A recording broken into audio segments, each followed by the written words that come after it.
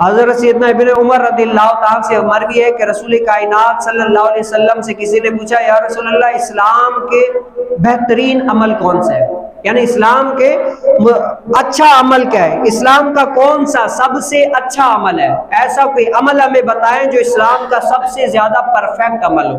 تو حضور علیہ السلام نے دو فرمایا۔ پہلا حضور علیہ السلام نے فرمایا کہ جو بھوکے ہیں نا، جو مسلمان بھوکے ہیں ان کو کھانا کھلاؤ، اور مسلمانوں کو کیا ہے سلام کرو۔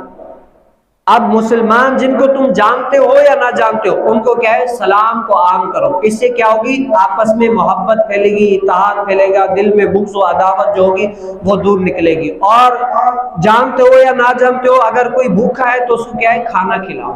یہ اس ٹائم فرمایا تھا کہ حضور علیہ السلام جب مدینے میں تھے نا تو بہت سارے قافلے در قافلے مدینے میں آیا کرتے تھے، تو حضور علیہ السلام نے فرمایا فلاں قافلے والے پریشان ہیں، ان کو کیا ہے سلام بھی کرو، ان کو کھانا بھی کھلاؤ۔ تو اس ٹائم حضور علیہ السلام نے صحابہ کو یہ فرمایا کہ بھوکوں کو کھانا بھی کھلاؤ اور سلام بھی کرو۔ یہ اسلام کا ایسا عمل بہترین نفع دینے والا عمل ہے، اگر تم یہ دو باتوں پر عمل کر لو تو تمہارے کردار سے بھی اسلام پھیلے گا۔ کیا ہوگا؟ تمہارے کردار سے بھی اسلام پھیلے گا، اور اسلام جتنا پھیلتا جائے گا نا تمہیں اتنی تقویت ملتی جائے گی اور اسلام زیادہ پھیلتا جائے گا۔ تو اسلام کی یہ دو بہترین عمل